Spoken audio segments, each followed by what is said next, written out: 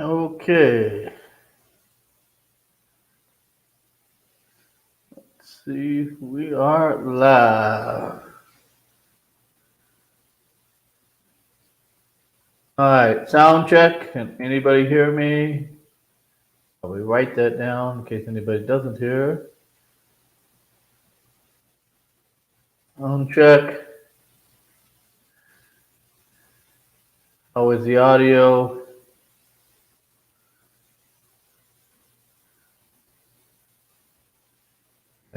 Somebody respond in chat if.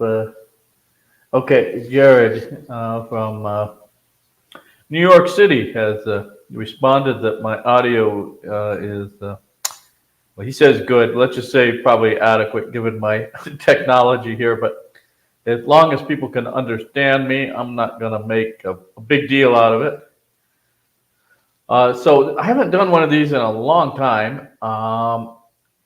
I've had a career switch, at least for my day job. No longer teaching, and I'm very happy that I'm no longer teaching K through 12. I was teaching mostly seventh grade history of the state of New Mexico. And the topic is fine, but I'd rather just not deal with anybody under the age of 18, other than my own child, uh, as far as I can, the rest of my life. All right, so I've been doing well. I actually enjoy my new job far more than I thought I would. I wish it paid a little bit more, but you know, some money is better than no money, so I'm not going to complain too much about that. Just steady work. So I had today off. I went and got my blood pressure medicine renewed and did laundry. The rest of the time today and yesterday, basically just walked around and did a lot of reading.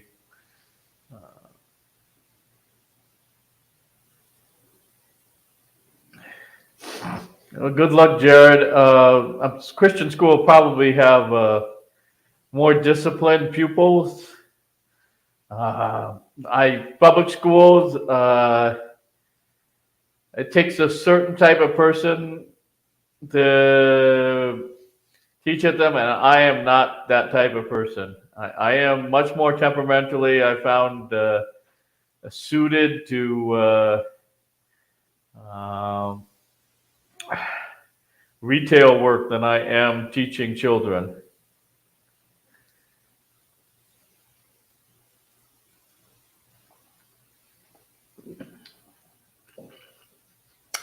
So, a couple of things doing. I've got a book review I'm working on for the Russian Review. The book finally came from Toronto after 3 months last Thursday. So I'm over halfway done. It's kind of too abstract for me. I don't like this where academics don't talk about the subject directly, but talk about its representation. I think this is kind of silly, but it's very, very common. It's also very, very annoying, uh, since I tend to be kind of a more empirical minded person, not a person obsessed with theory and abstraction. So I got that. I've got a request today from Prague in the Czech Republic to write a article, but I don't know what I'm going to write it on. They said I could choose the topic. I went and looked at their website, the type of stuff they're doing, but I still don't have an idea of what I'd like to write about. But so I'm still doing some writing. My book, The Years of Great Silence, and I've got a link to Columbia University Press down there, is now officially, according to WorldCat, although unofficially more, in 58 libraries. I know it's more because they don't count my local library, which I know has it, and somebody has checked it out. I went there and I saw that they had it, and I took a book from the new books display that they were kind of highlighting, which I've been reading. It's just a novel, by one of the big names in thriller writing, Jonathan Kellerman. But since I had removed it to check it out, and then there was a blank space, so I put my book there. And a couple days later, when I went back, I saw that my book had been checked out. So I did give it a little help on the display, but uh, I'm going to use every little trick I got.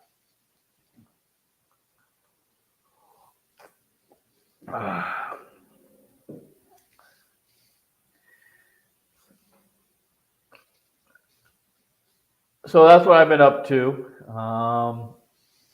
I have another book I'm supposed to review. I don't have a place to review it because I wasn't asked by a journal to review it like the other book. I was asked by the author.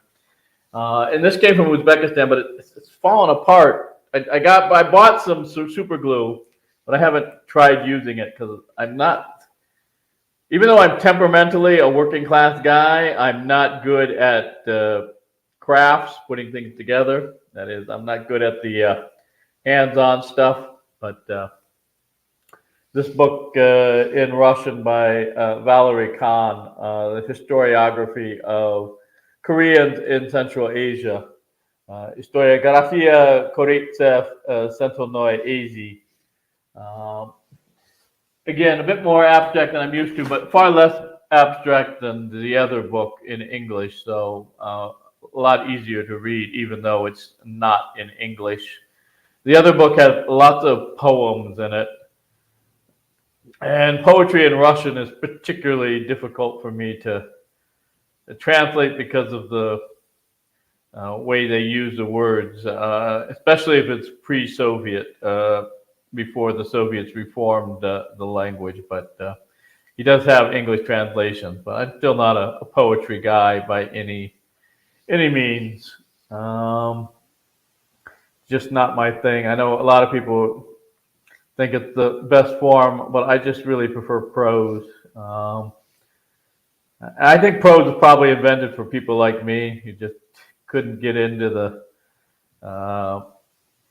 trying to pack a huge amount of symbolism into a single word. It's kind of to use the term Yuri Lot, the Jewish theorist from Soviet-occupied Estonia, semiotics, the signs of simile, like semaphore. Right? To me, language should communicate. It shouldn't be coded. You have to crack the code and then you know about it. Otherwise, it could be just poets will all be like the Navajos and we'll all be like the Japanese. We'll never figure out what the hell they're trying to say. It's kind of what I feel what they're trying to do, as opposed to prose. First novel, really, Miguel Cervantes, who, interestingly enough, had been a slave of the Barbary pirates in North Africa, captured from Spain, but certainly important figure literally was Don Quixote, the first novel, and certainly. We talk about classical Spanish, which was important here in New Mexico up until about 1969, and then Dennis Hopper and Peter Fonda arrived with Hollywood and Teos and destroyed everything. But before then, there were still people speaking the Spanish of Cervantes here.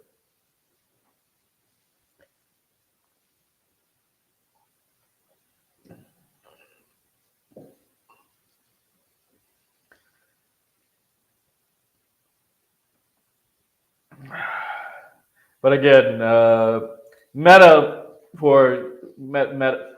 big meta story, of course, is Cervantes is the first novel. We're moving out of verse when we have very long poems in most of the major Indo-European languages, including Spanish, into prose. That is, simpler, more easy to understand structurally language. Not to put the aesthetics of poetry down, but I am, as I said, a prose type of guy. All right, uh, so much for that. And what I've been doing as far as oh, I don't know what you could consider remains of my academic career, or if I ever had one. I don't know. Probably. And the big fear thing, I guess, it wasn't really a career. I was a lecturer for 12 years, but never in the United States.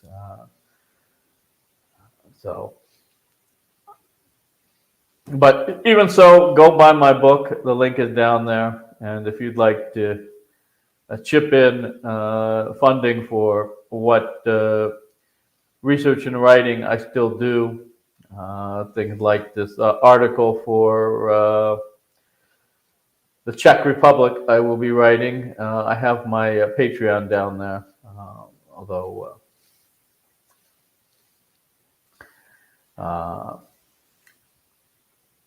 I'm not very good at shilling. So this is one of the reasons I chose this time, is because there'll be no British competition, and I don't have to compete with people with British accents. I think that's the secret to getting a lot of viewers, to have a British accent. I'm not sure why that is, why Americans prefer the accents of chavs and spivs speaking Cockney to a Midwest and Western accent, but they seem to. So there's really nothing I can do about that. My accent has not changed in my adult life, even during the 3 years I spent in London.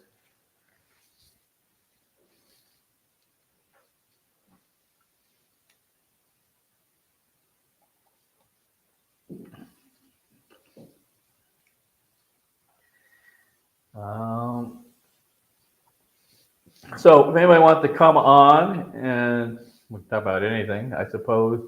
I suppose the big news is Queen Elizabeth II has died at age 96.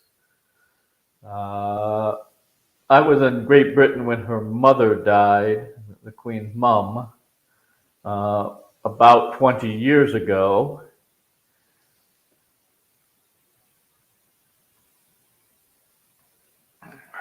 So you can contact me by email, which I know is now old-fashioned, but it was newfangled stuff back when I was in my 20s, or by Twitter,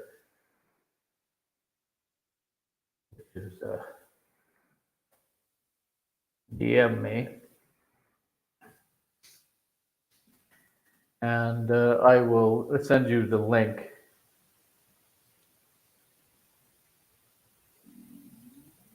And you can come on it again. I don't know if there's anything particular. Got punditry, the death of Queen Elizabeth II, and I'm not sure anything else in the news particularly riveting at this point. I try not to look at a lot of news. I know there was a shooting spree in Tennessee, around Memphis, I believe. I know that Jackson, Mississippi, had no running water, put it that way, no running water for a while. Not sure what else is in the news. Haven't been following what's going on in Ukraine, but I assume that been no major changes. Dark winter. Well, I'm not too particularly worried. Winter should not be too terribly cold here in the Southwest.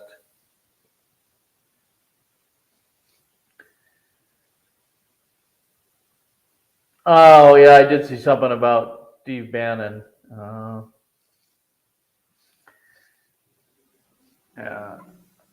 I'm going to try, and speaking of perps, because there was some show where they had the bad guy was some sort of white supremacist named Lester Nowicki, after Andy Nowicki. So I'm going to try and have Andy Nowicki, whom I contacted recently, and gave a PDF of the proofs of my book, to have me on. I don't know if it's going to be on my show or his show. He's even more technically inept than I am running these streams, but we will discuss the years of great silence. So for those of you fans of Nowicki, I like Nowicki a lot, although I am very critical recently of his bad optics, which are his choice, because I've met him in person and he does know that there are social standards about dress. So he just needs to stop doing his videos laying in his bed in his undershirt, unshaven. I mean, this is not a lot of effort that he'd have to put out. So, because he is worth listening to. Of the three original alt-right guys, I don't have any time for Spencer, and I don't like Liddell either. I particularly found Liddell's attacks on KMG to be very distasteful. But Nowicki always struck me as an intellectually honest type of guy, wants to explore ideas, is not in it for money or fame, but because he actually has thought about these things.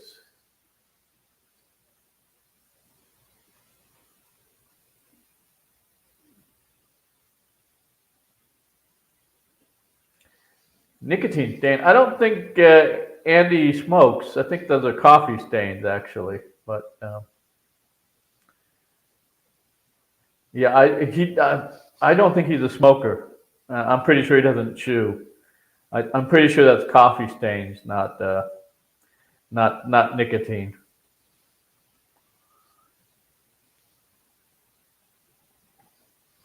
It's all right.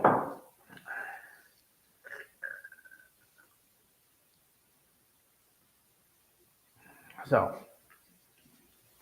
let's see if anybody sent me any messages wanting to come on.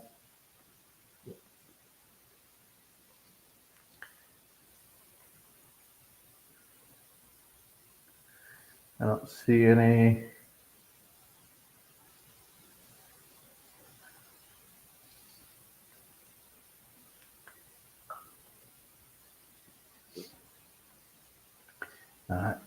Information is in the chat. I'll put it one more time. The chat is moving along at the speed of light.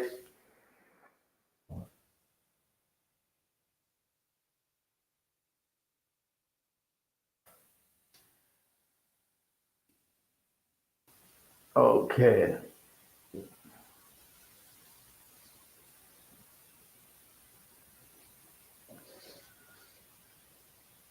And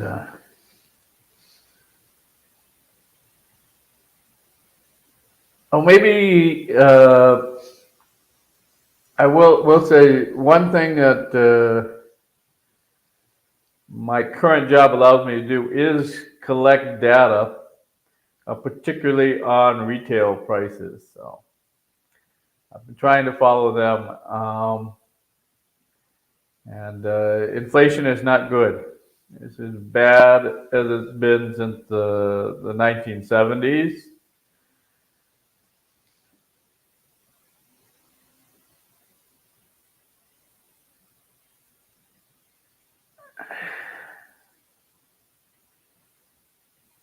Yeah, we had horrible rains the other week, and there's no drainage in this city. So basically, all the intersections were flooded. And I live on one of the main streets going east-west, and it's also where my place of work is. But one day it was so bad I couldn't even walk across the streets, the intersections. So I had to go around the other way. It took me, instead of 20 minutes to do the 1 mile, over 45 minutes. It was rather annoying. And I still got wet.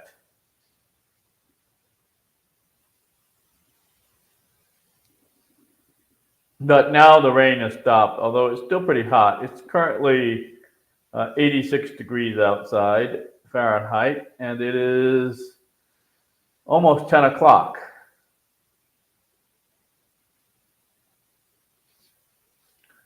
So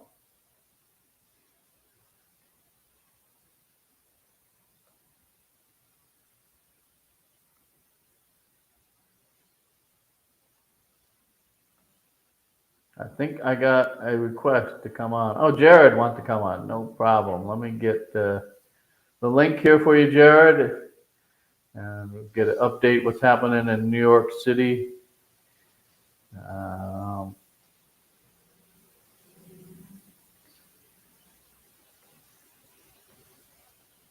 let me send this to Jared. Okay, I've sent it to him. Hopefully he'll receive it. One never knows. Infrastructure in the U.S. seems to be declining. I mean, sometimes I feel like I'm back in West Africa. The way the way our basic infrastructure in the U.S. is headed.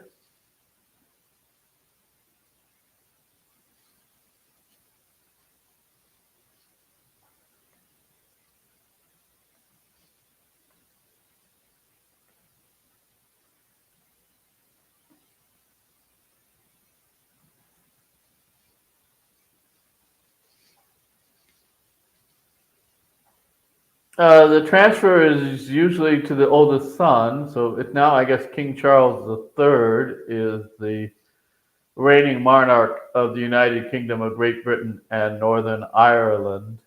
But yes, there will be a ceremony where they crown him, or at least there has been in the past. I mean, obviously, she's been on the throne now for 70 years, so it's been a while, but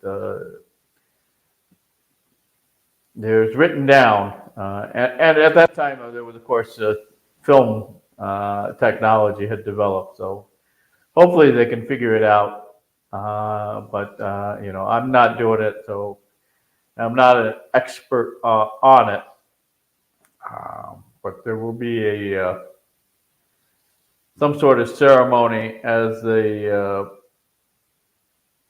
bring in the Charles III to replace his mother as the reigning monarch.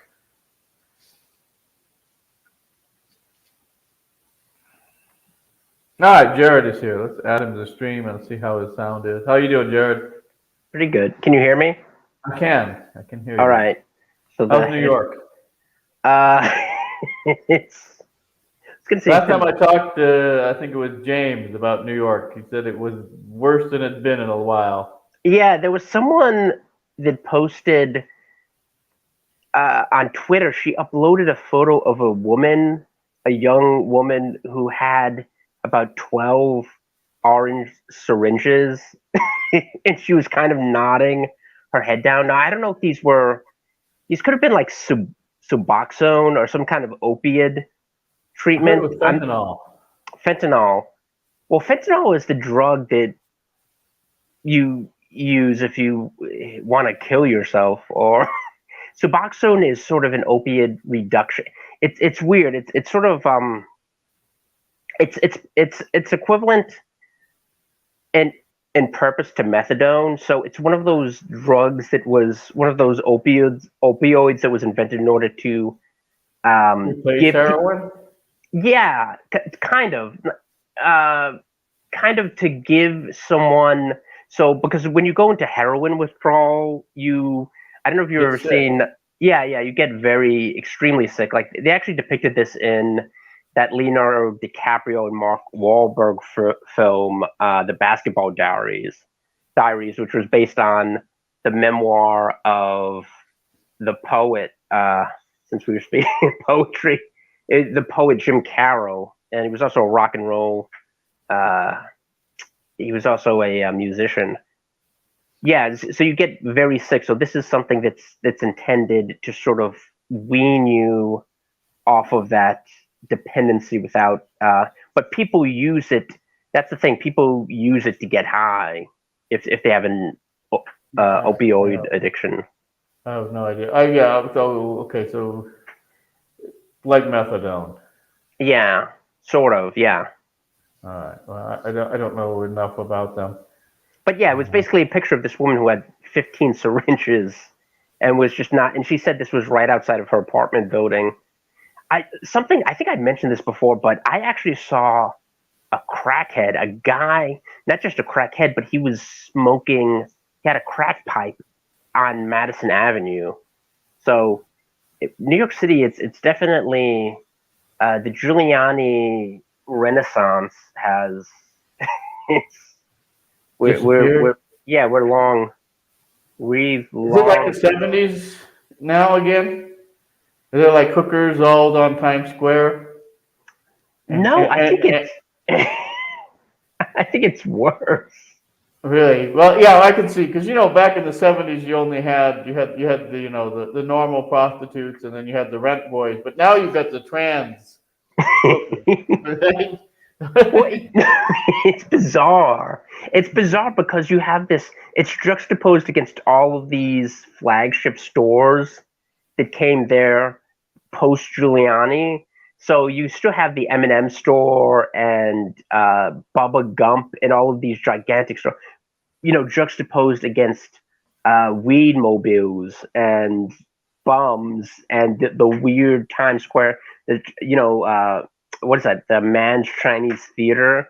Those weird costume characters you used to just see in LA. Man Chinese Theater was in Los Angeles, and Yeah, in LA. But you have those people on the strip who are go up and down posing as characters, like cosplaying to swindle credulous I tourists. haven't been in New York City since 2004, 2005. So it's been at least 15. It's been over 15 years since I've been in the city. Oh wow! So that was what, like I guess that was the end of the first Bloomberg term, right? So yeah, that was a long time ago. Yeah, I've been to New York City 3 times. First time was like 2000, and I went again in 2002, and the last time I think was 2006, maybe. Oh, So, wow, so yeah, since then I haven't been in the city.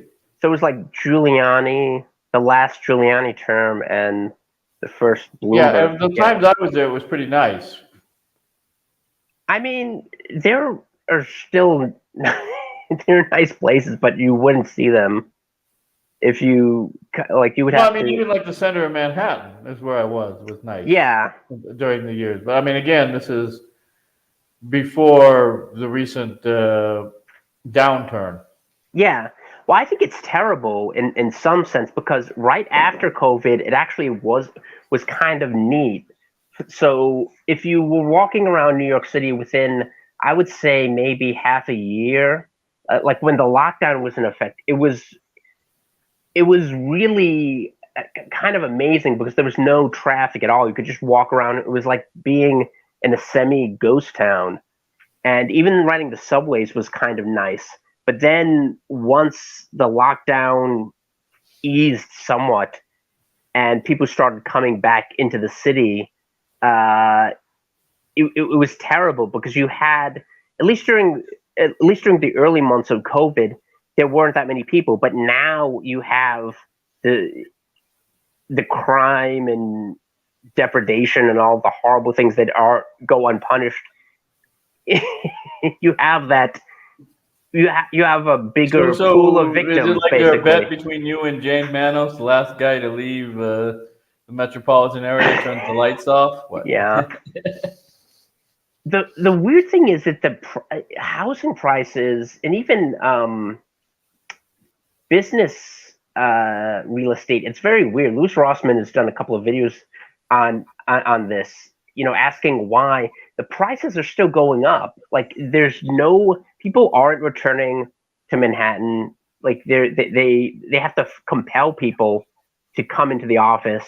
And I think there was actually a decrease for the first time in forever of people. More people exited the city than came, and yet it's still as expensive as it was pre-COVID. It's very bizarre. Yeah, well, I mean, I don't know what it is now, but I mean,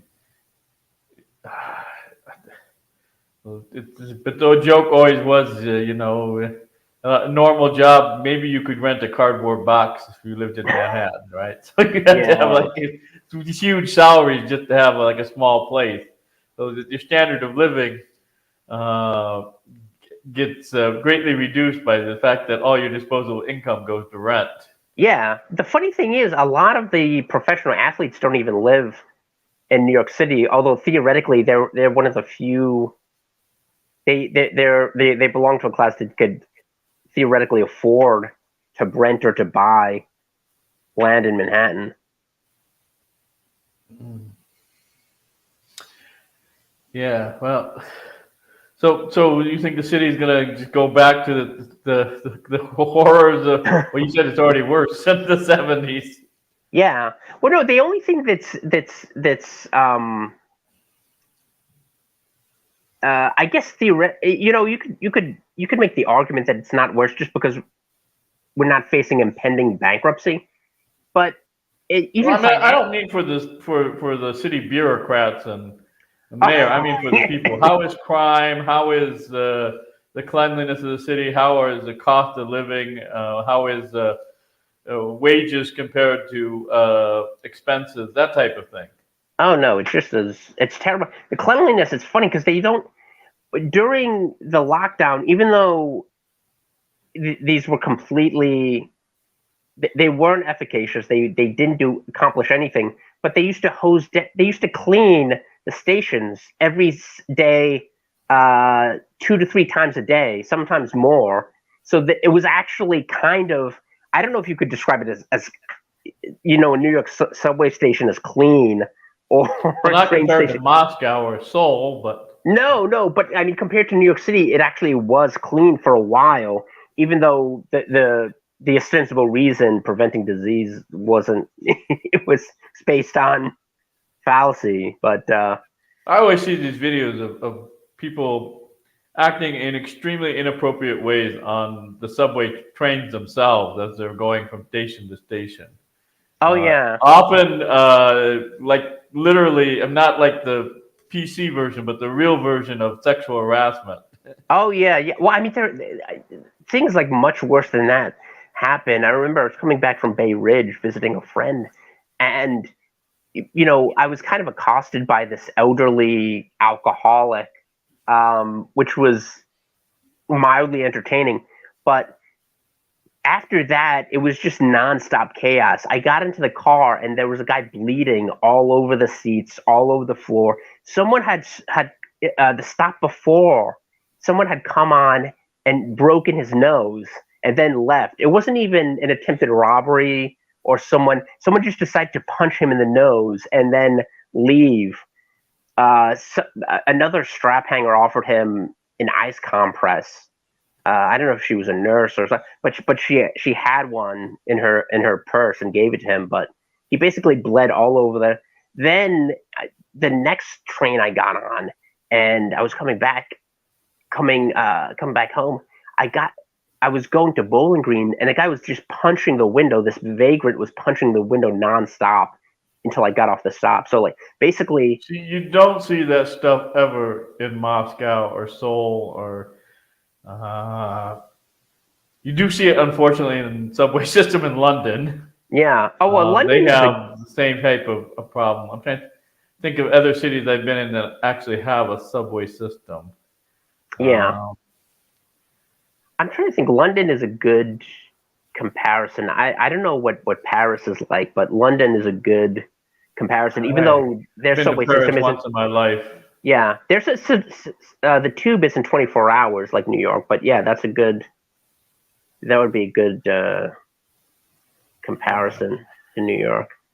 But Um, yeah, it's not. and the criminals there have less access to firearms, but other Yeah, so than they just yeah, stab you or beat you with a stick. But yeah. there's Well, I mean still that's the thing. violent crime. It's just you're it's less likely to be lethal. Yeah, But I still prefer. I mean, Moscow, of course, the subway system is beautiful because Kaganovich, who was charged with putting in it, just went all out. I mean, the morality of building it using slave labor is still there, but it's still not Oh only yeah, highly functional but very aesthetically pleasing. I've seen pictures of that. Yeah, it looks amazing. Just based on the Oh, it is. It is aesthetics, it fantastic. looks very. Now, Seoul, it doesn't have the aesthetics of it, but it is clean, it is safe, and it doesn't have the incidents of Random violence. random assault. Yeah, that you were talking about in New York City.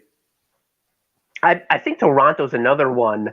I've never actually been to Toronto, but I've heard that it's much nicer. It's more cleanly. It's in comparison Well, to New York. DC used to be decent, but I think it's deteriorated too. The metro system in the Washington D.C. area.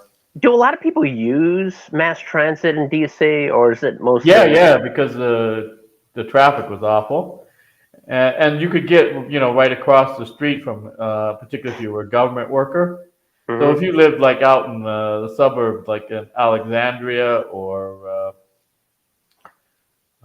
what's the other place, Arlington, you could like just get on the blue or yellow line, go past the Ronald Reagan Airport, and be in the center of DC in like 15 to 20 minutes.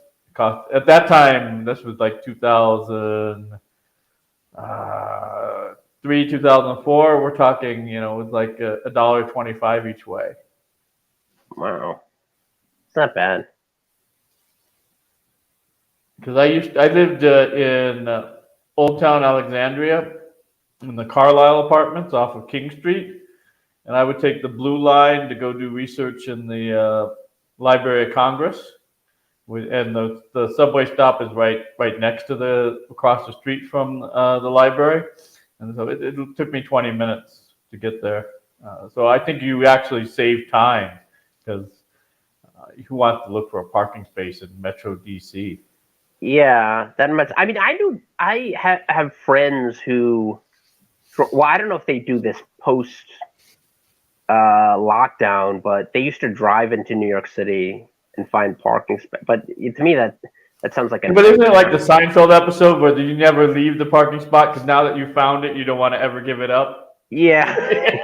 You have to have a lookout.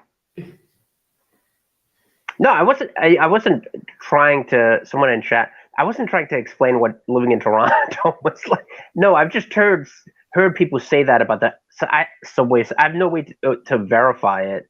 Maybe the Toronto subway system is equally terrible, but New York City, it's hard to conceive of. Like, aside from the fact that it's 24 hours, there's very little to recommend the MTA. I mean, especially in terms of safety. I can't imagine being an old. I have a question. I asked this to James too. At one time, New York City, like London, at one time was like the center of the universe. It's like the model city for the planet.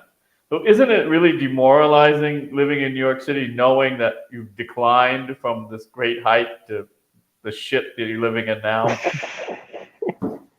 I don't know. It's funny. I don't know if I've ever saw this. Is sort of a Randian conception of New York City. I think a lot of people have in their minds, even people who haven't read. Yeah, because it permeated the culture for a long time. This was the cultural and economic center of not just the United States, but the whole planet. Yeah. No, it's true. And I think there's still this perception, although I don't know how accurate it is. Like there's this comedian from Canada, Ryan Long, who he's a very funny comedian. He has a podcast called The Boys Cast. And he was explaining this once, how in order to be at the top level of his industry, i.e. comedy, he was compelled to move to New York. And he describes how awful it is, his apartment, having to walk over drug addicts and deal with just the effluence in the city itself. But he said it's a necessity because he can't do this living in Columbus, Ohio. Ottawa, yeah, or Ottawa, or maybe even if he's the best or the foremost comedian in Canada, he would never gain the height. Which, I mean, there may be some.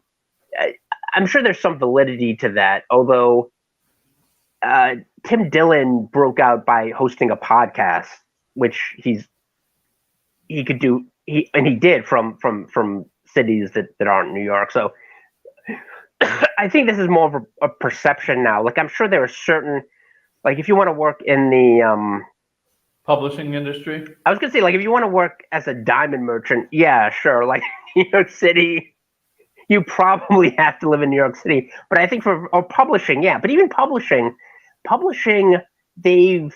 But there's some other places that do diamond cutting that I'm sure are nicer than the worst parts of New York City. I know Brussels in Belgium is a major center. Oh yeah. Tel Aviv is a major center. Probably I think probably, yeah.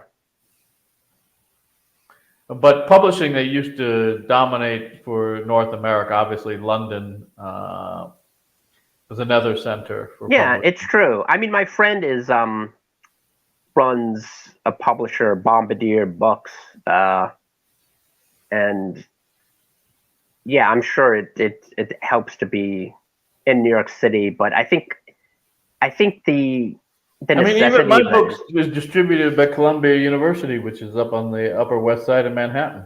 Oh yeah, university presses. That's another thing. But I mean, even there, one of the big ones is Columbia University, which is right there in Manhattan. Yeah, but I think that's one of those things that's going to become sort of like, brokers. I like there are certain things that you could see becoming less and less essential. I'm sure, like, at this point, it's still. It still helps, but I think with the advent of the World Wide Web, like, there are a lot of things that are going to be bypassed, and I think that's one of the reasons you see so many people clinging to the idea of controlling the internet. They want to be able to deny people access to avenues I gotta tell of wealth. you, internet is a lot worse than it used to be. It seems to me that it hit its height about 1999. And then after that, the amount of stuff on the internet that you could access has just been shrinking. And Yeah. things like books and journal articles and even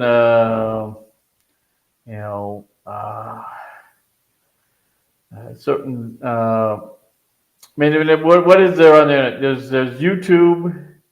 Yeah, true. There's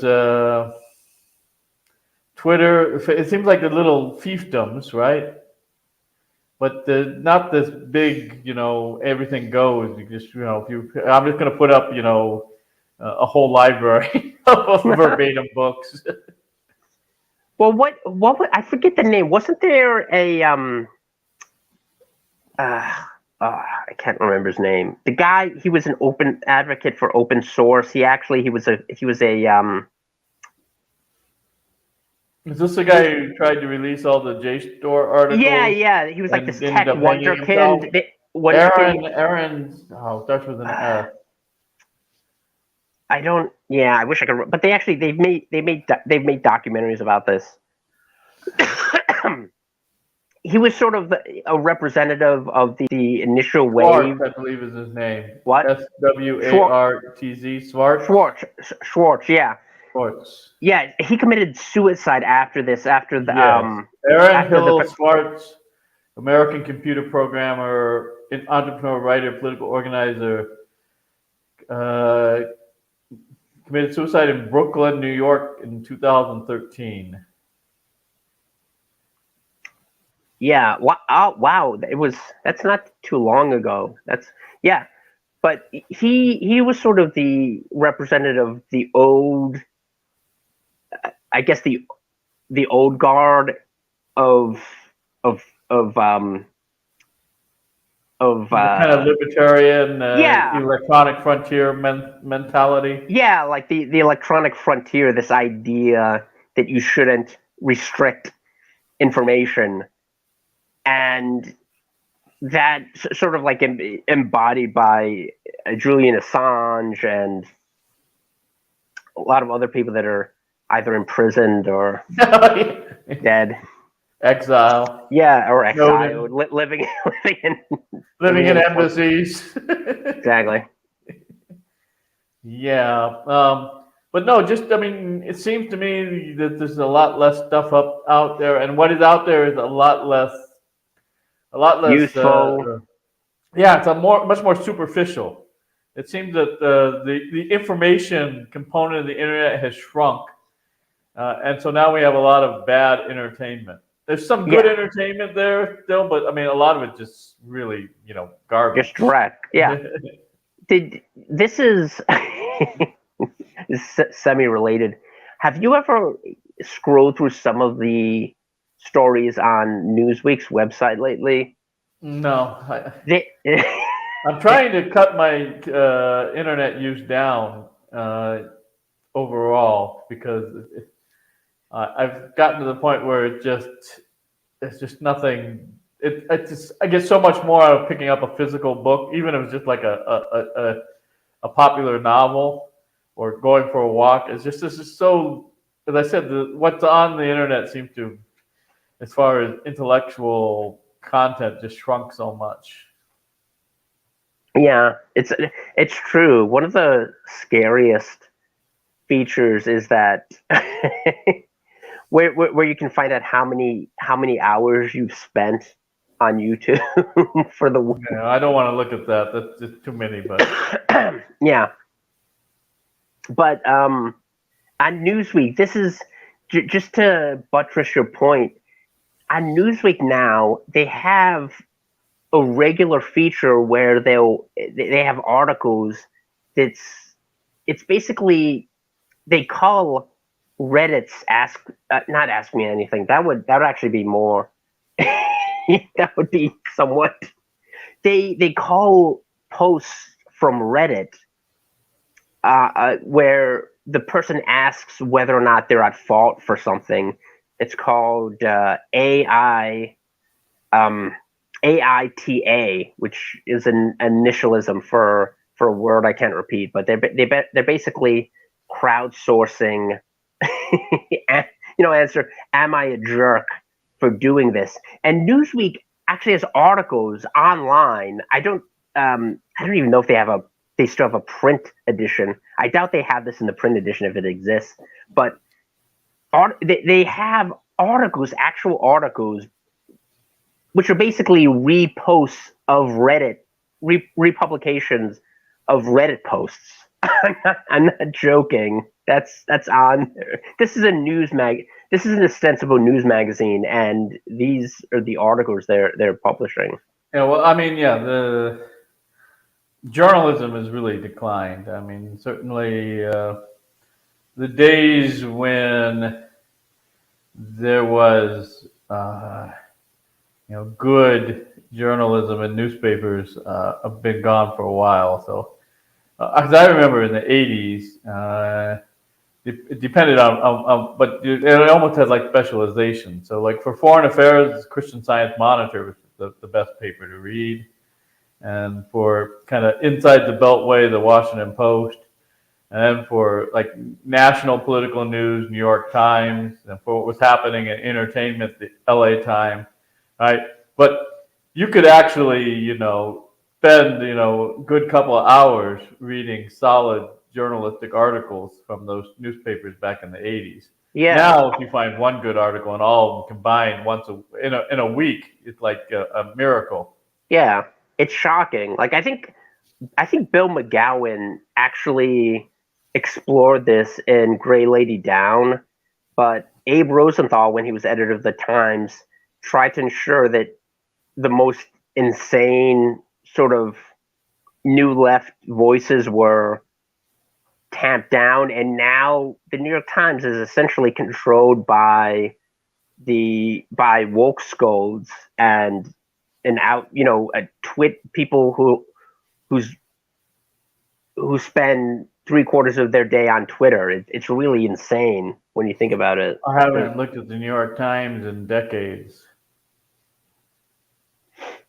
But yeah, I mean, there used to be legit, like, for example, Philip Weiss was a relatively prominent journalist. I mean, I remember reading pieces about Clinton conspiracy theorists that he wrote for New York Times Magazine, and then I think he worked for the New York Observer. But he was a prominent voice, a prominent journalistic voice, and now I can't imagine anyone of his caliber. Like Glenn Greenwald has basically been cordoned off from any major, writing for any major news publication. And he used to write for the Guardian, for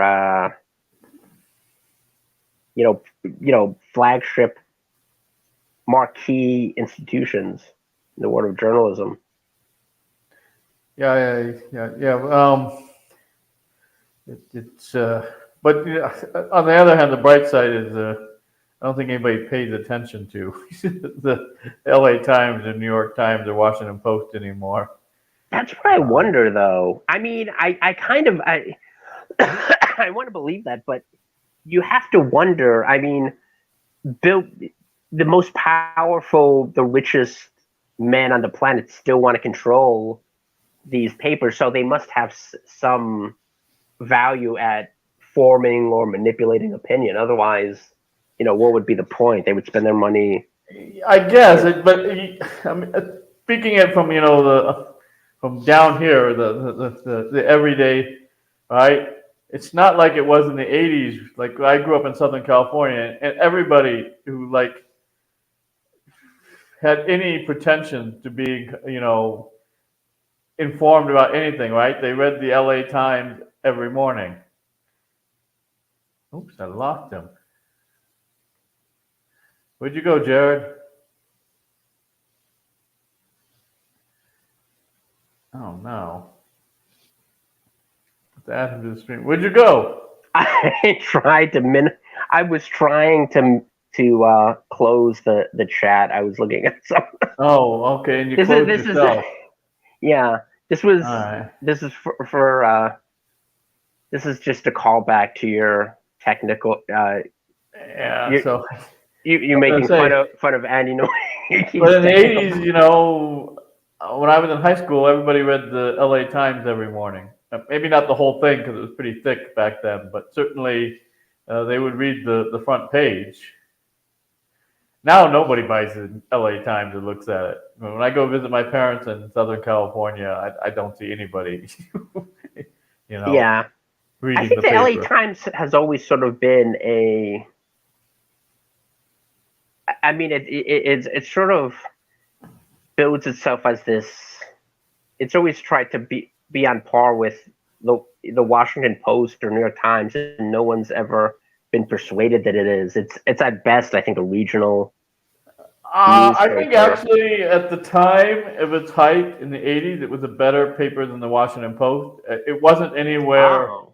It wasn't anywhere in terms of national and international news to the level of coverage of the New York Times, but it's certainly for West Coast, and they had some really good writers for covering things in California. So Michael Connolly, the police procedural writer, he does Erroneous Bosch novels. He used to do the crime beat for Los Angeles. So you had heavy hitting writers for the LA Times back then. They weren't it wasn't the status of New York Times if you wanted to read about international coverage, which I think Christian Science Monitor did the best of all the papers, or national news, which New York Times did better. But I think it actually overall was a better paper than the Washington Post back then. It's funny. I remember reading the Christian Science Monitor years ago and finding the coverage, the news coverage, to be pretty good. It was excellent in the '80s. They had people. They were one of these ones that were kind of doing the soldier of fortune thing, sending out, one reporter and one photographer into the middle of the war zone and said, send us back your pictures and story if you survive. Nice. Kind of interesting to think that this is a paper that was started by a cult. That's the interesting thing is the paper didn't seem to have any reflection of its institutional foundation. So you would read these articles on Nicaragua or South Africa or Poland, and unless you knew, there's no evidence that they are connected to Christian Science. Except for the name. Except for the name. Theologically very wacky. I was going to say, except for the name of the paper itself. It was in the name of the paper, but which they never changed. Once you look beyond that, I don't know. I think it was almost a draw because they used to carry it they had these reading rooms in big cities. I remember they had. They still do.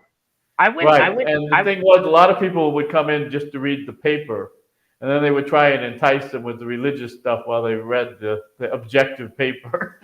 Well, it's funny. I went into one of them in Brooklyn, and the woman actually gave me a Christian Science hymnal, which I still have on my shelf. And it's weird because it has normal hymns, like you'll see Martin Luther and Isaac Watts, and I think they might have some Wesley hymns, but then they have these hymns that were written by Mary Baker Eddy. Right, who's the founder of the church. interspersed in between the hymnal. But yeah, she gave me this hymnal that looks like it's 80 years old, which I still have. No, but they are one of those weird cults, but their newspaper was legit. They were actually one of the most popular alternative religions. I think for a while they were the second, or maybe the first fastest growing religion in the U.S. I think Mark Twain's daughter was a Christian Scientist. Really? Yeah, and they also had a couple of, I think there was even a cabinet member. I forget which president, but there was a cabinet member. It might have been Eisenhower, who was a Christian Scientist. It couldn't have been as big as the Latter-day Saints. I think those are the largest of the unorthodox, clearly not mainstream Protestant churches in the U.S. I think they actually were a lot of LDS people. Well, that's true. That's true. I mean, yeah, they're in Oregon and Idaho, and even down here because we're close to Arizona, which had the stakes up in the north. We have a lot of LDS people. I think this town is something like 10% Mormon. Oh yeah, and New Mexico. That's interesting. I think because I mean there've been Mormon senators, outside of Utah. Like I think there was Arizona, Oregon. I think there were also Mormon congressmen in California and some other states. Yeah, there's a lot of Mormons in California. Not here though. I think there are like 3,000 in the entire state of New York. Yeah, there's not a lot out east, but they have spread in the west out of Utah. So I mean, Idaho, Arizona, New Mexico, California all have large LDS populations.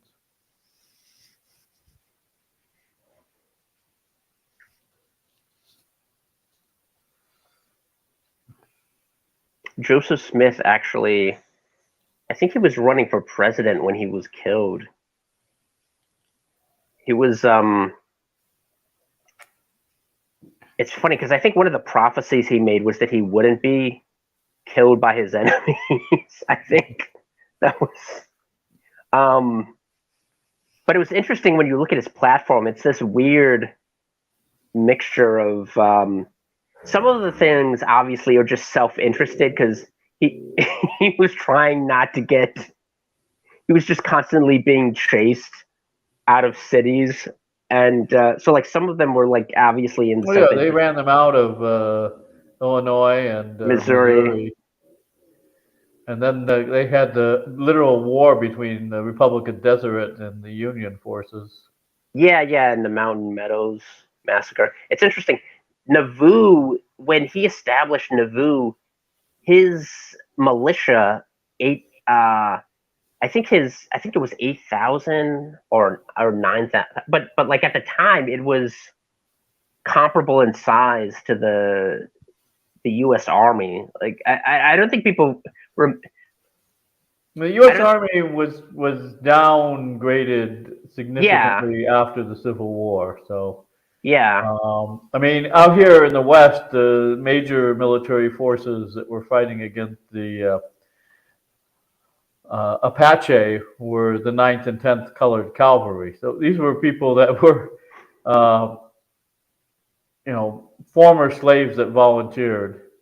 Well, But yeah. obviously, there's a huge incentive for somebody of that low social status to enter the military. There weren't a lot of people of higher status who wanted to go fight against Geronimo. Oh, yeah, yeah. Well, that's the amazing thing. During the Civil War, the Comanche pushed back uh, American settlements or Western settlement. They pushed it back just hundreds and hundreds of miles. Like it. It's funny. Larry McMurtry, the guy who wrote Terms of Endearment and all these other big novels.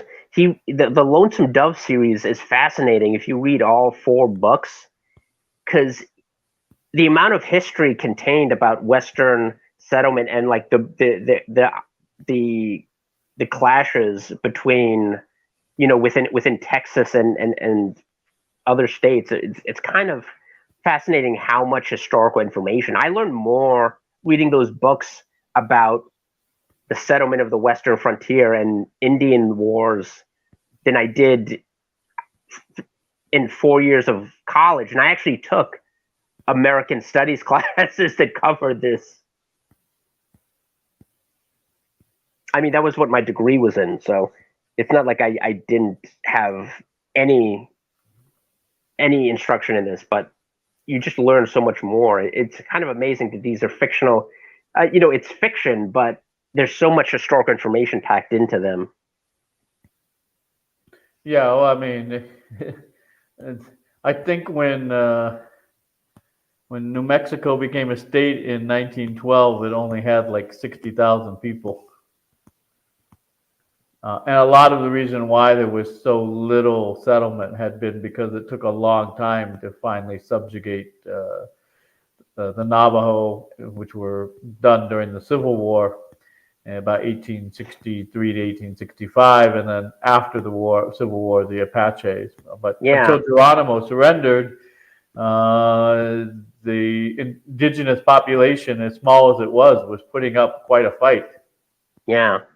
And it's amazing I mean, they had the Comancheria, but like how much the Comanches just they had a whole empire over in Texas. Like how much they thwarted Mexico and the U.S. like expansion into that territory for years. No, it was it was always a major problem until really the end of the 19th century. So, the Spanish arrived under Cortez. They conquered the Aztecs, but there were it was like only on the 3rd expedition north into New Mexico that they even attempted to bring any settlers. So Coronado was the first guy, and that was just like a reconnaissance mission. And then there was Espinosa after him. And it was only Onate that decided, okay, we're going to finally bring some European settlers. But half of those guys went back to old Mexico in a few years. They just couldn't hack it. So, the settlement project here was, because of the climate and the Native Americans, extremely difficult. So I think when the U.S. conquered New Mexico from Mexico, there were 30,000 people, and half of them were still Indians, and the other half were Hispanos.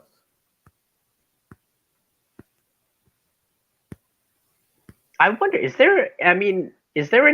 there any historical societies or museums that have paying positions, or have you? They do, but they're all taken because everybody wants them. Oh, okay. I mean, Yeah, we have one that here, and makes I know the sense. guy who has the one paying position, and he works at the museum we have here.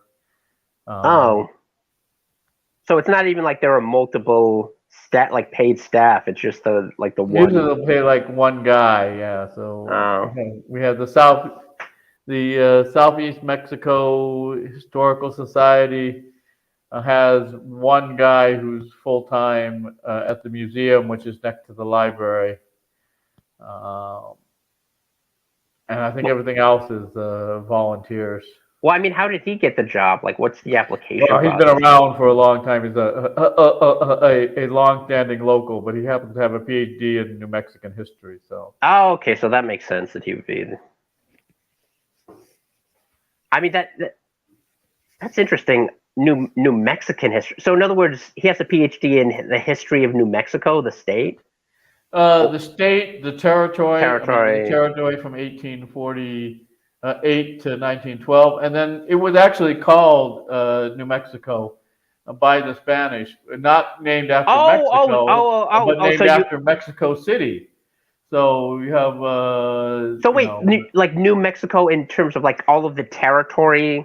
yeah, Okay, going back to the Spanish. Like, So yeah, like Colorado and California and all the other. well, no, just the territory now. That is the state Oh, of New okay. Mexico. But going back chronologically to uh, colonial Mexico. So once the Spanish conquered the Aztecs and moved north, so from Coronado on, even though they didn't settle it until Onate. Oh, okay. So it spans a couple of centuries. It spans about 400 years. Yeah, that would be interesting. I wonder if there are PhD programs in specific states. I don't know. Well, I there don't know are that. here at Las Cruces. I know you can do uh, a PhD in New Mexican history. Interesting. So, like the state, we actually have a state historian for the state of New Mexico. The current guy is a guy named Rob Martinez. He does a YouTube channel called New Mexico History in 10 minutes. So each like what video is only 10 minutes long, and he's got like I don't know like 100 episodes now. Wow. And the guy before him was Robert Torres, who held it for before him. I don't know who was before Torres. Are there specified terms for this, or is it just something? Well, they're appointed by the governor. Okay, so like each I don't know governor. how long the term is. Oh. I mean, you can look. I could look it up, but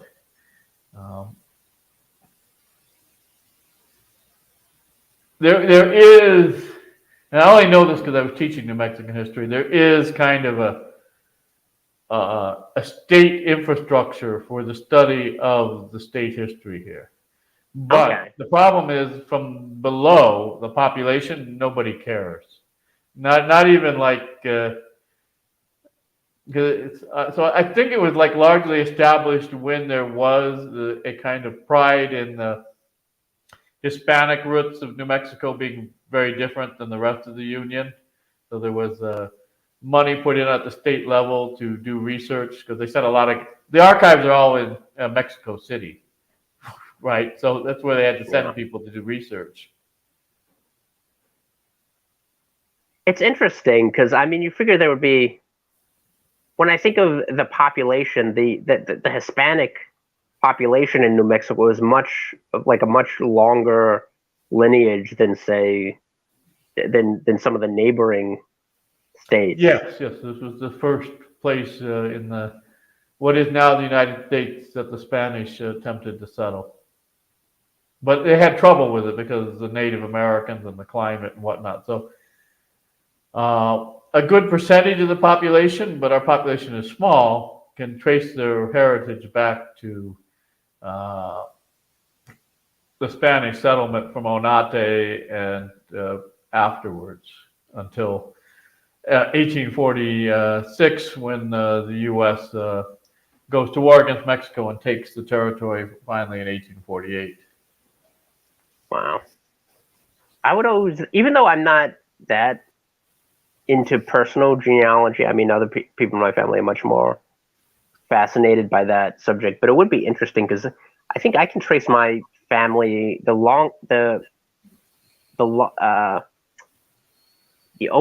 farthest back I can go is maybe the mid 19th century. I had ancestors from Württemberg, Germany, who settled in antebellum Flatbush.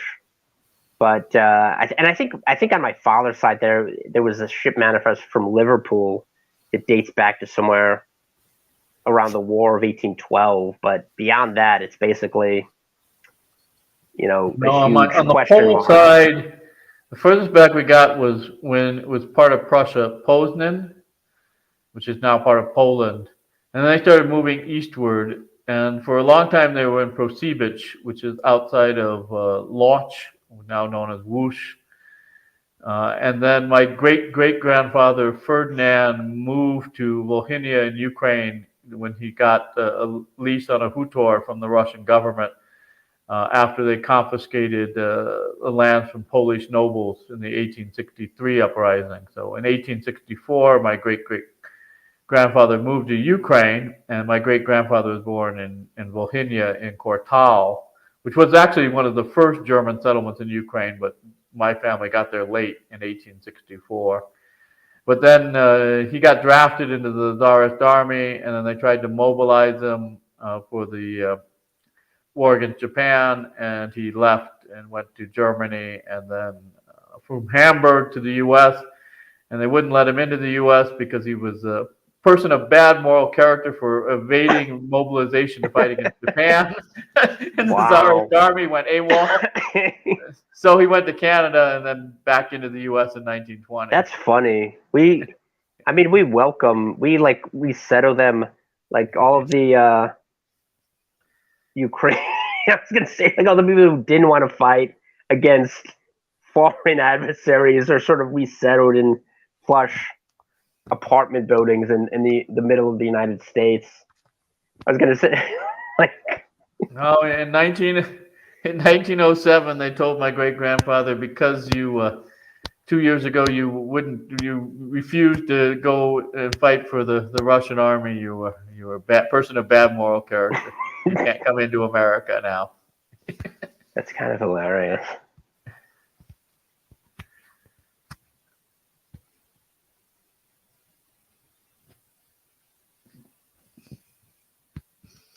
Yeah, but and the other thing that's interesting is a lot of the Hispanos that came here early on were actually converts, because there was one state in New Mexico, Nuevo Leon, that I didn't check to see whether you were a converso.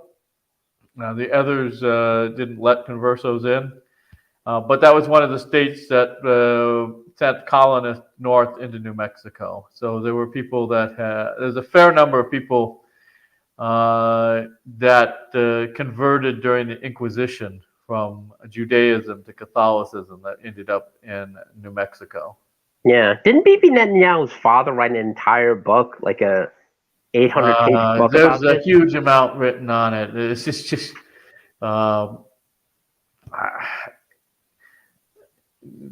there. The thing is, the ones that came here, they may have been faking conversion initially, but once you fake being Catholic and not Jewish for a half a millennium, it's you really can't say that you're Jewish anymore. Yeah. It's funny. You know the real Catholics here in Staten Island, because they'll get into an hour-long debate with you defending the Apocrypha as canon. Oh. I don't know. It's amazing though in New York City. There's still well, I know someone who says that his employer stopped enforcing this because they couldn't find workers willing to come to the city, so they had to compromise and just drop. But every or almost all of the businesses are. I'm talking about the private businesses. You can't work for the city or the state, but like all of the, or I mean for the city, but all the private businesses are still enforcing the jab mandate. So you can't even apply if you haven't been vaccinated, which eliminates like 99% of the legitimate or on the books work you can do. Mm. I mean, this is, where is it? I don't know if you can see it. This says Kepler. This is a T-shirt I got for doing an ad for a Chinese tech firm. They The Chinese. I was. I wish I was working. It was a 1 day thing. It was actually a really. It was probably my best paid. We're still hiring out here. Yeah, it was my best paid acting gig, surprisingly, because we shot near the Bull, the Wall Street Bull, and across the street from there. But all in all, like between the time we got there and shot, I think was a half hour, and or less than a half hour. It was like 20 minutes, I think, and I got over 100, like somewhere, I forget if it was like 100, like $150 or $200. So it was amazing, like per minute, how much I was paid to just basically stand there and repeat a line for, 20 All minutes. of the $14, $15, $16 an hour jobs are hiring people here in this region of the U.S. It's not a lot of money, but my rent is pretty low. I mean, I'm paying $750 a month rent, which is I don't think exists in New York City anywhere. Zed is very combative tonight. I don't care about your shirt. He's very pugnacious. I spent 10 seconds talking about my shirt. And it wasn't even about my shirt. It was to make a larger point, but I'll move off the topic if it so grieves you. Oh. This is what happens when you get a reputation for a certain characteristic. People think Canadians are nice, and they go out of their way to prove that stereotype wrong. And of course, there's always a demand for teaching, but I mean, that's like mining uranium. Why would you want to do it for any amount of money?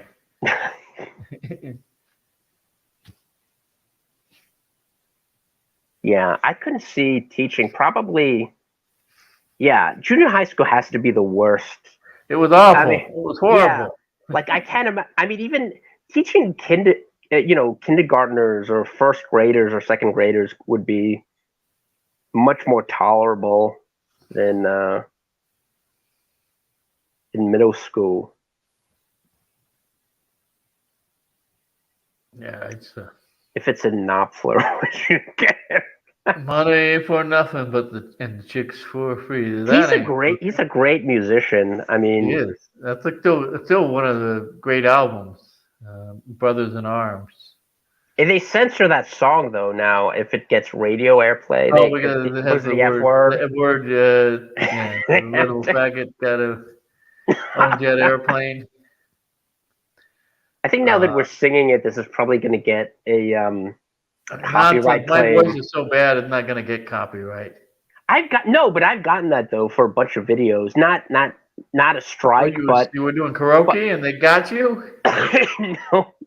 No, I think it's okay because we have what do you call it? Commentary. We have commentary on this, so it's fair use. We have social commentary on the song. It is, but I think the thing is, if you have any type of song, it can we're not doing the recording. I sing it with my own voice. They can run one little clip.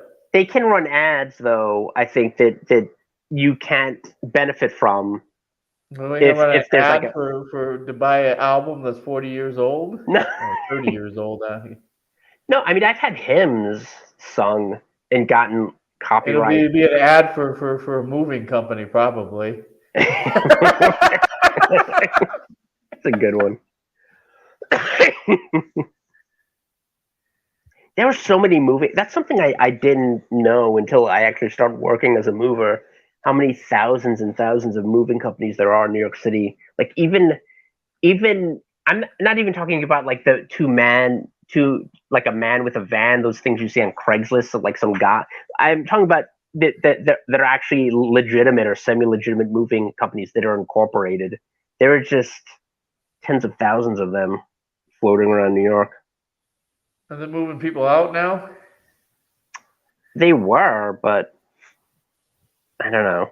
I don't see that progressing. It's weird. It's weird because even I remember helping this doctor and his wife who was or he was going to be a surgeon, his wife was going to be a doctor, and they're from Virginia, and I moved them into this apartment in like around Turtle Bay, and they were looking around. They said, you know, is it normal for it to be this pricey, this type of apartment? And I said, actually, people pay this price for much smaller. It's real because like I mean, I imagine even in Virginia, like if you live outside of the DC metroplex, it's probably relatively inexpensive compared to a place like New York. Although it could be. Yeah, I think once you get out Like outside of the, Arlington and yeah, once you get outside of the Beltway, I think the prices decrease significantly, and then they go back up again as you get into Richmond and the Triangle.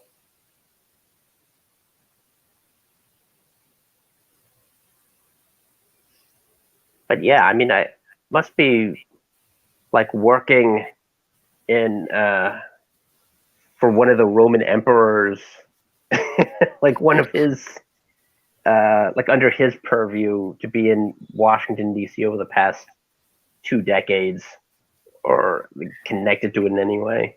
It just keeps Yeah, but I think Caligula had more going on in his head than Biden does. probably. It's amazing that they're still able to prop him up because I thought it would be like a Woodrow Wilson situation. Oh, after his I was just yeah, like I was just imagining them putting out like a Biden one of those cardboard cardboard yeah, cutout. and just have like a have a you know a pre-recorded message, just like have someone possible. He's. It's obvious that he's like not even able to act out the lines at this point. Well, they It's just supposedly, I mean, embarrassing. according to conspiracy theorists, he's just being drugged up I constantly. only know it's a conspiracy to say that he's obviously not the one pulling the strings. He's not. Yeah. He's obviously suffering from some sort of cognitive Impairment. degeneration. I don't think. I mean, you know, it's you get the old jokes. You know, this is Chairman Xi from China. Joe, let me talk to your boss. I need to talk to the person in charge. No, the person that makes the decision, not you. It is though approaching the sort of Brezhnev era type. It reminds me of my friend Oleg. He wrote this memoir called Hotel USSR, and his job as a young man in the USSR was just to paint the portraits of all the secretary, the general secretary. So it would be Brezhnev, Andropov, Chernenko, like what? But they all died one after the other. So like 1 month he would be he would finish the Brezhnev portrait, and then like a couple months later he would have to erase it. So Brezhnev was in power for a long time. He basically became in power after Khrushchev was removed in '64, up until '82. Yeah, And Andropov was everybody thought he was going to be like the great reformer, going to be like Khrushchev too, but he was only in power for less than 2 years before he died, and then yeah, Chernenko wasn't even alive for a year as general yeah. So secretary. like 1 year it would be Brezhnev, and then like 2 years later he would be he would be told to replace it, and then a year later, and eventually I think they should have just Yeah, the Brezhnev was in power for quite some time, so basically well, isn't that wasn't it 18 years. He was in power for wasn't it under 18 years. Brezhnev that the Soviet Empire sort of reached its greatest extent? Like that was when most of most of the communist states became like Yeah, Ethiopia and right. There was a huge and expansion in the mid to late 70s, but I mean, it was apparent even in the 80s to people who were not stupid that they'd overextended themselves. Because what happened is, for the first time then, was instead of having communist insurgents in the capitalist countries supported by the Soviets, you now had anti-communist insurgents in their states, in Ethiopia, in Angola, in Mozambique, in Afghanistan, in Cambodia, in Laos, in Nicaragua. There were all these anti-communist guerrillas, and in fact, there were some scholars at the time that were kind of marginal, but we're talking about this being James Burnham's, which he talked about in The Suicide of the West, permanent counter-revolution. That is, Trotsky's reversed, and you would have this spread then to Central and Eastern Europe, the kind of roll back the empire, which is actually what happened. So in yeah. some ways, the great expansion of socialist states after the fall of Saigon didn't help the empire; it just overextended it. Yeah. Well, wasn't that the huge schism between the Trotskyists and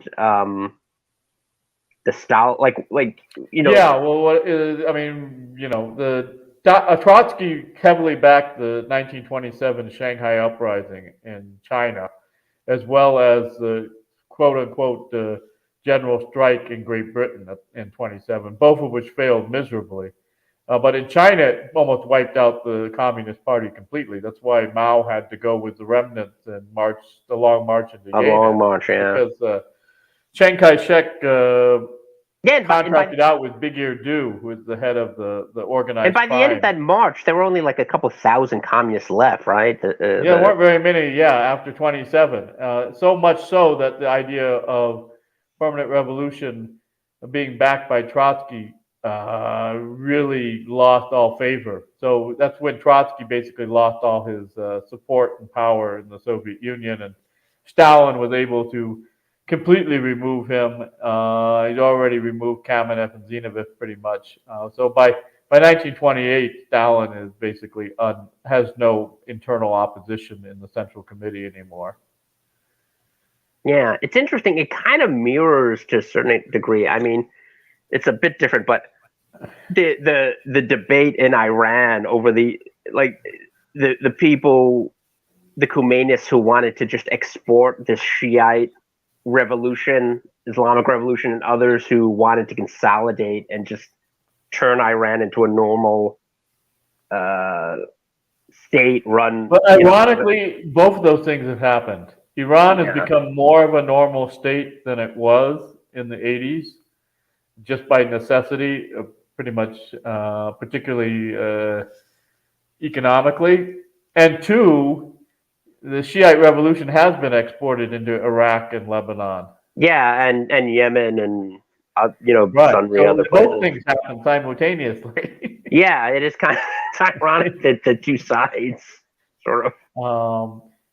But I mean, there's tensions because the Arab Shiites in Iraq are not necessarily real favorable to being the younger brother to Iran.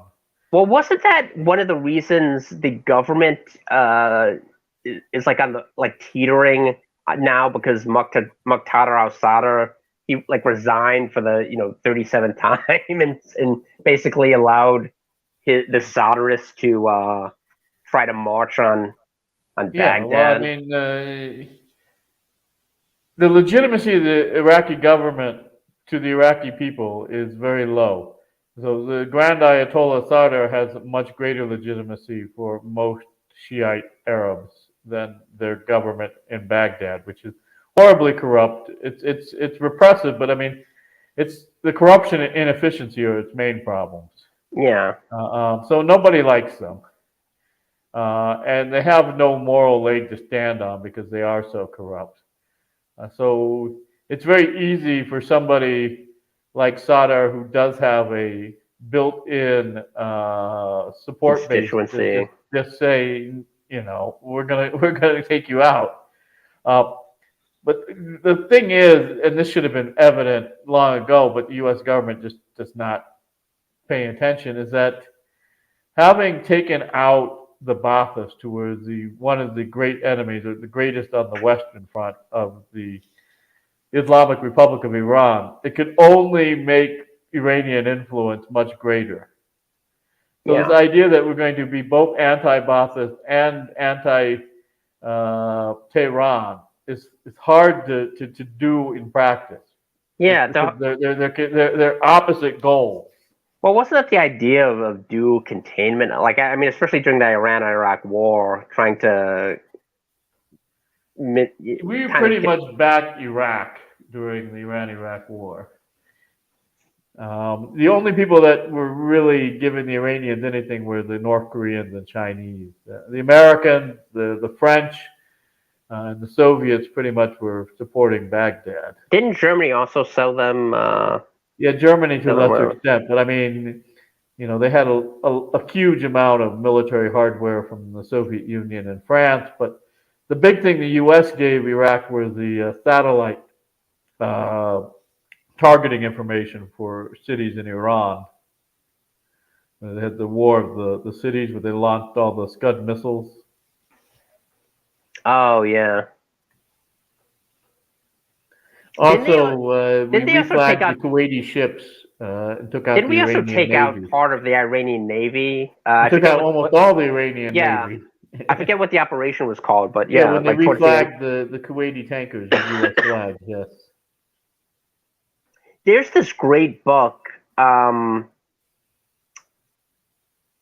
Immortals, that chronicles the history of the Iranian military. I forget who the author was, but it was really fascinating because it went all the way from, the Achaemenid Empire through the Qajar dynasty and the Pahlavis, like all the way up through the Islamic Revolution. The Qajar was probably the low point for Persian military prowess. Yeah, but it was. But the book itself was really fascinating. It was kind of like an objective look at the strengths and weaknesses of Iran as a military power over the past. The thing that they have is that compared to their Western neighbors, the Arabs, and not the Turks, obviously, but the Arabs, the Persians are militarily much better in terms of discipline and organization. Even the best Arab army, Iraq, did not do so well in the Iran-Iraq war against them. I think that's why it took basically the Sassanids, the empire basically collapsing before the Muslims were able to, the Muslim Arabs were able to come in and take over. Right, but then you had this weird thing where then the Persians take Islam and they make it Twelver Shiite Islam. And what is the difference between Twelver Shiite Islam and Sunni Islam? Well, Twelver Shiite Islam is very Persian as opposed to Arab. Yeah.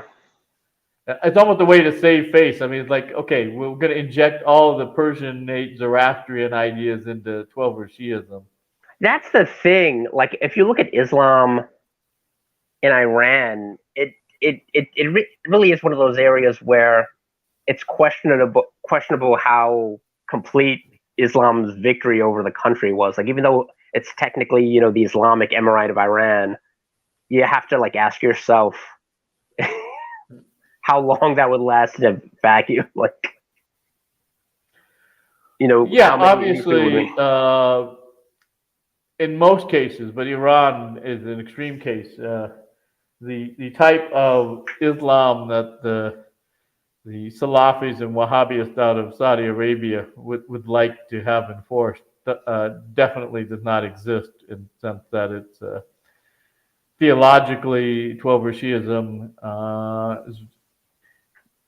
it basically incorporated a lot of ideas from Zoroastrianism. Yeah. Reintroduced them to keep a kind of a Persianate flavor.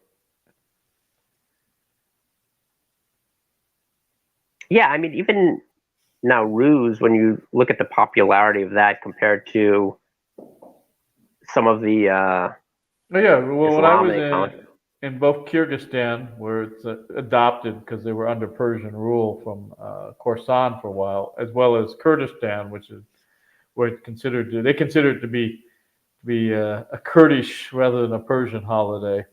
yeah. Huge, So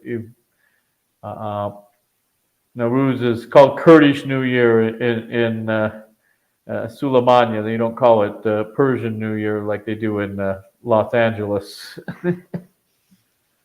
What do they call? What is there's this portmanteau for Los Angeles. I think it's Tehrangeles or Yeah, that's part of LA, not all of it, but yeah, over by West Hollywood, over by the UCLA campus.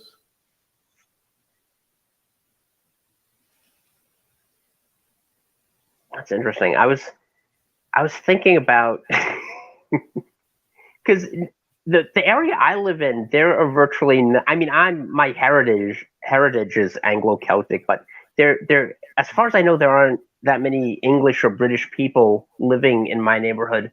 But when news of Queen Elizabeth's death broke, there were apparently 10 or 11 cars that just started honking their horns spontaneously. I was thinking to myself, who's mourning? Who is this significant for? And I was thinking, I don't know. I thought of New York as being one of the big centers of the Irish diaspora and being particularly supportive of the Republican cause. Yeah. I mean, my area, not so much. It's more like a mixture of Italian, Russian.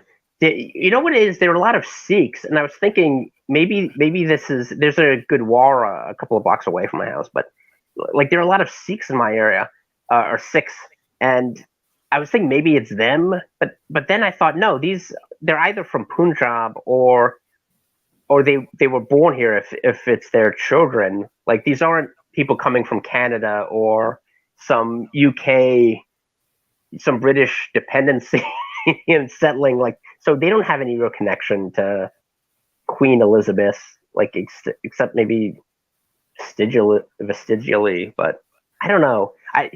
But it turns out I was asking people at this. They said, "Oh no, it's the Italians. The Italians are the ones doing that," which is interesting. Italians.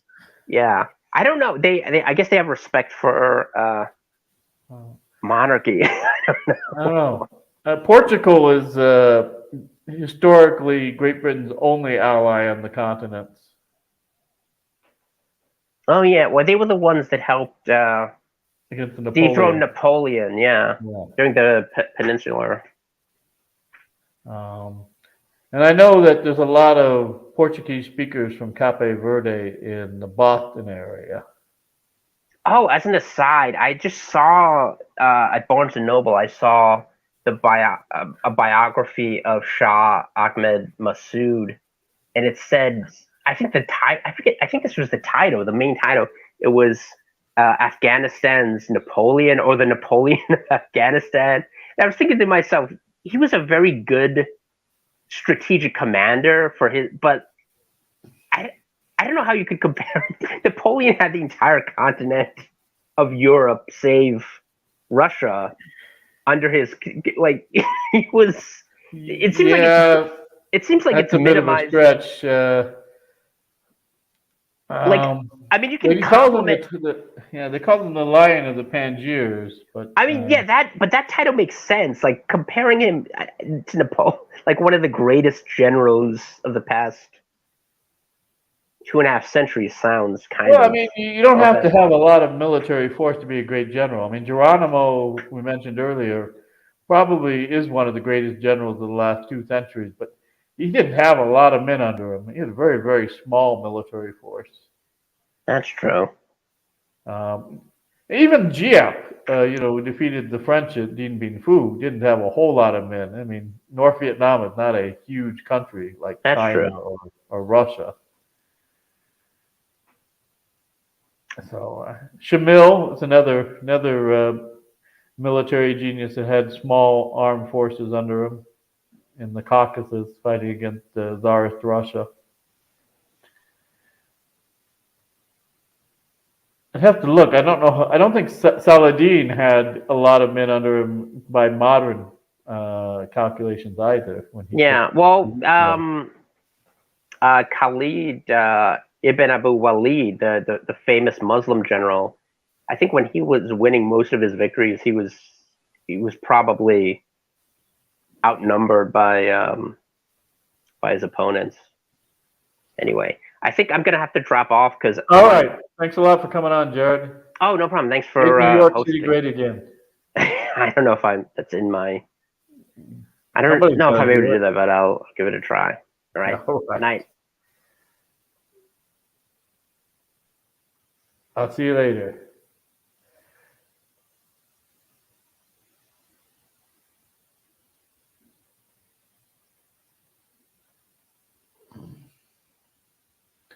All right. Anybody else want to come on? I'll put the contact details here. If not, I may retire myself. Although I don't have to be at work until 3 tomorrow.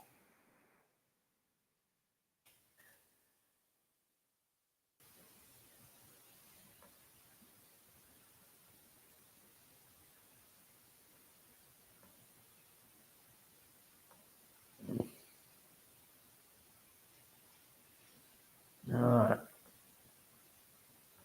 So probably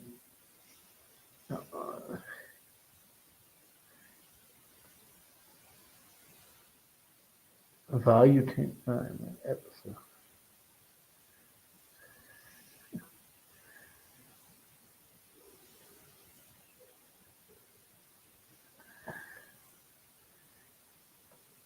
All right. If nobody's going to come on, and I will probably sign off. Let's see how long I've been going for. It's been an hour and 45 minutes almost. That's a fair amount. So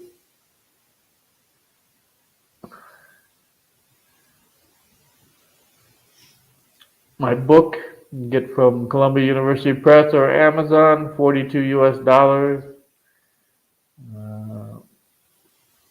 Link down there. And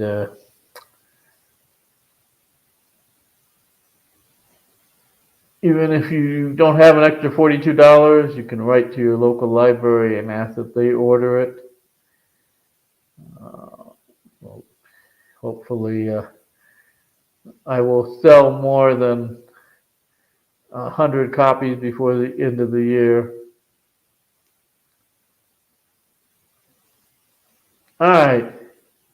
Well, if nobody is going to join me for talking about anything on Niaz, it says it's too late for him. Because he is, I don't know what he has to get up early tomorrow morning, I guess, and work. Whereas I don't have to be at work till 3 in the afternoon. That means I can leave my house at 2:30 and still be okay. All right. Well, thanks for everybody for showing up. and listening to me and Jared ramble on about various topics. But